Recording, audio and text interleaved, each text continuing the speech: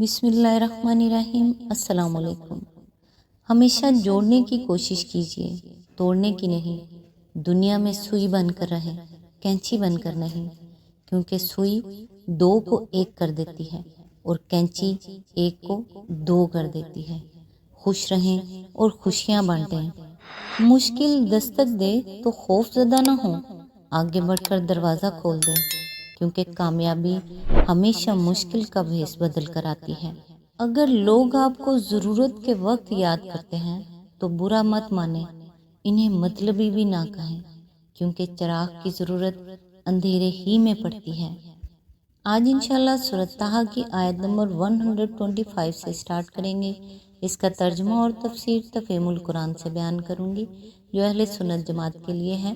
اعوذ باللہ من الشیطان الرجیم، بسم اللہ الرحمن الرحیم۔ وہ کہے گا، پروردگار، دنیا میں تو میں آنکھوں والا تھا، یہاں مجھے اندھا کیوں اٹھایا؟ آیت نمبر 126، اللہ تعالیٰ فرمائے گا، ہاں اسی طرح تو ہماری آیات کو جب کہ وہ تیرے پاس آئی تھی تو نے بھلا دیا تھا، اسی طرح آج تو بھی بھلایا جا رہا ہے۔ اس کی تفسیر ہے، قیامت کے روز نئی زندگی کے آغاز سے لے کر جہنم میں داخل ہونے تک جو مختلف کیفیات مجرمین پر گزریں گی، ان کو قرآن مجید میں مختلف مواقع پر جدا جدا بیان کیا گیا ہے۔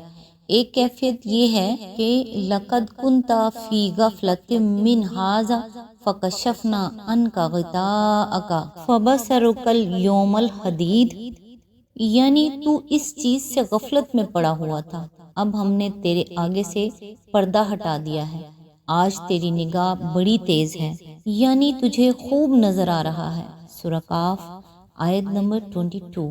دوسری کیفیت یہ ہے، انما یؤخرہم لیوم تشخص فیہ الابصار مہطعین مقنعی رؤوسہم لا یرتد الیہم طرفہم وافئدتہم ہواء، یعنی اللہ تو انہیں ٹال رہا ہے اس دن کے لیے جب حال یہ ہوگا کہ آنکھیں پھٹی کی پھٹی رہ گئی ہیں، سر اٹھائے بھاگے چلے جا رہے ہیں، نظریں اوپر جمی ہیں اور دل ہیں کہ اڑے جاتے ہیں۔ سورہ ابراہیم آیت نمبر 43۔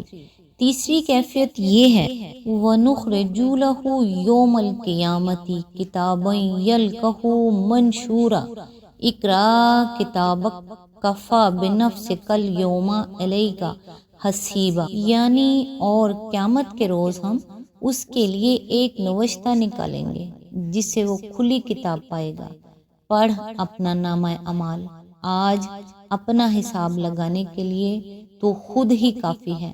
سورہ بنی اسرائیل آیت نمبر 13 اور 14۔ انہی کیفیات میں سے ایک یہ بھی ہے جو آیت زیر بحث میں بیان ہوئی ہے۔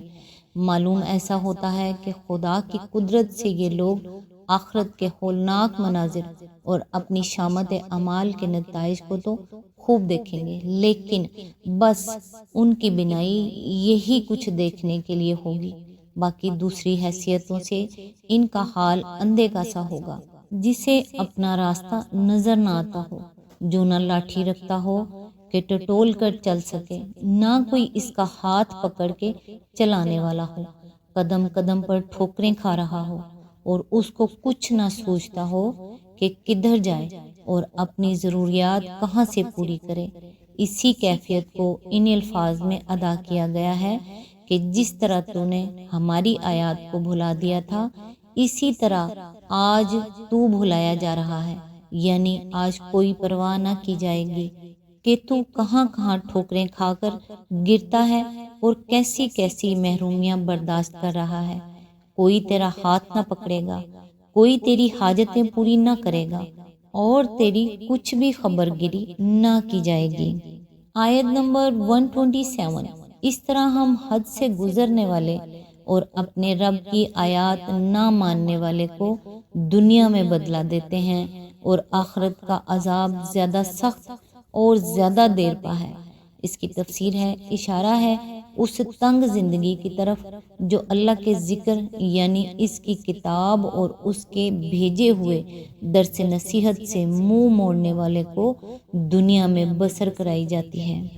آیت نمبر 128، پھر کیا ان لوگوں کو تاریخ کے اس سبق سے کوئی ہدایت نہ ملی کہ ان سے پہلے کتنی ہی قوموں کو ہم ہلاک کر چکے ہیں، جن کی برباد شدہ بستیوں میں آج یہ چلتے پھرتے ہیں۔ در حقیقت اس میں بہت سی نشانیاں ہیں ان لوگوں کے لیے جو عقل سلیم رکھنے والے ہیں۔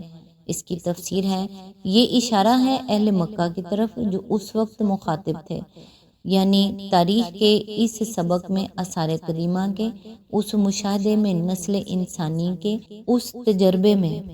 آیت نمبر 129، اگر تیرے رب کی طرف سے پہلے ایک بات طے نہ کر دی گئی ہوتی اور مہلت کی ایک مدت مقرر نہ کی جا چکی ہوتی تو ضرور ان کا بھی فیصلہ چکا دیا جاتا۔ آیت نمبر 130، پس اے محمد جو باتیں یہ لوگ بناتے ہیں ان پر صبر کرو اور اپنے رب کی حمد و ثنا کے ساتھ اس کی تسبیح کرو، سورج نکلنے سے پہلے اور غروب ہونے سے پہلے، اور رات کے اوقات میں بھی تسبیح کرو اور دن کے کناروں پر بھی، شاید کہ تم راضی ہو جاؤ۔ اس کی تفسیر ہے، یعنی چونکہ اللہ تعالیٰ ان کو ابھی ہلاک نہیں کرنا چاہتا اور ان کے لیے مہلت کی ایک مدت مقرر کر چکا ہے، اس لیے اس کی دی ہوئی اس مہلت کے دوران میں یہ جو کچھ بھی تمہارے ساتھ کریں اس کو تمہیں برداشت کرنا ہوگا اور صبر کے ساتھ ان کی تمام تلخ و ترش باتیں سنتے ہوئے اپنا فریضہ تبلیغ و تذکیر انجام دینا پڑے گا۔ اس تحمل و برداشت اور اس صبر کی طاقت تمہیں نماز سے ملے گی، جس کو تمہیں ان اوقات میں پابندی کے ساتھ ادا کرنا چاہیے۔ رب کی حمد و ثنا کے ساتھ اس کی تسبیح کرنے سے مراد نماز ہے، جیسا کہ آگے چل کر خود فرما دیا، وَأْمُرْ أَهْلَكَ بِالصَّلَاةِ وَاسْتَبِرْ عَلَيْهَا، یعنی اپنے اہل و عیال کو نماز کی تلقین کرو اور خود بھی اس کے پابند رہو۔ نماز کے اوقات کی طرف یہاں بھی صاف اشارہ کر دیا گیا ہے۔ سورج نکلنے سے پہلے فجر کی نماز، سورج غروب ہونے سے پہلے عصر کی نماز، اور رات کے اوقات میں عشاء اور تہجد کی نماز۔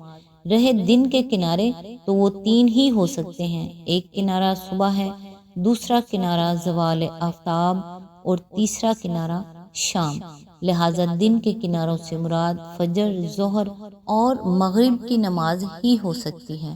مزید تفصیلات کے لیے ملاحظہ ہو تفہیم القرآن، جلد نمبر 2، ہود، حاشیہ نمبر 113، بنی اسرائیل، حاشیہ نمبر 91 to 97، جلد 3، الروم، حاشیہ نمبر 24، جلد 4، المومن، حاشیہ نمبر 74۔ شاید کہ تم راضی ہو جاؤ، اس کے دو مطلب ہو سکتے ہیں اور غالباً دونوں ہی مراد بھی ہیں۔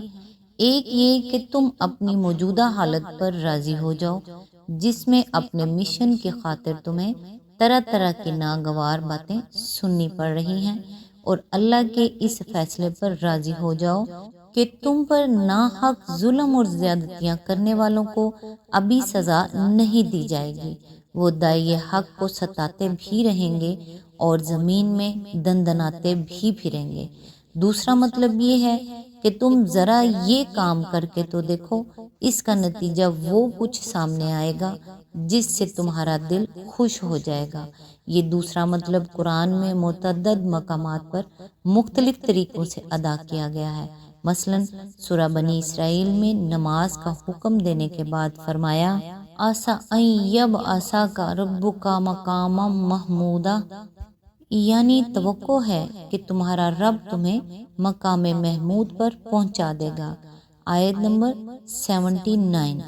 اور سورہ ضحیٰ میں فرمایا، وَلَلْآخِرَةُ خَيْرٌ لَكَ مِنَ الْأُولَىٰ وَلَسَوْفَ يُؤْتِكَ رَبُّكَ فَتَرْضَىٰ، یعنی تمہارے لیے بعد کا دور یقیناً پہلے دور سے بہتر ہے، اور ان قریب تمہارا رب تمہیں اتنا کچھ دے گا کہ تم خوش ہو جاؤ گے۔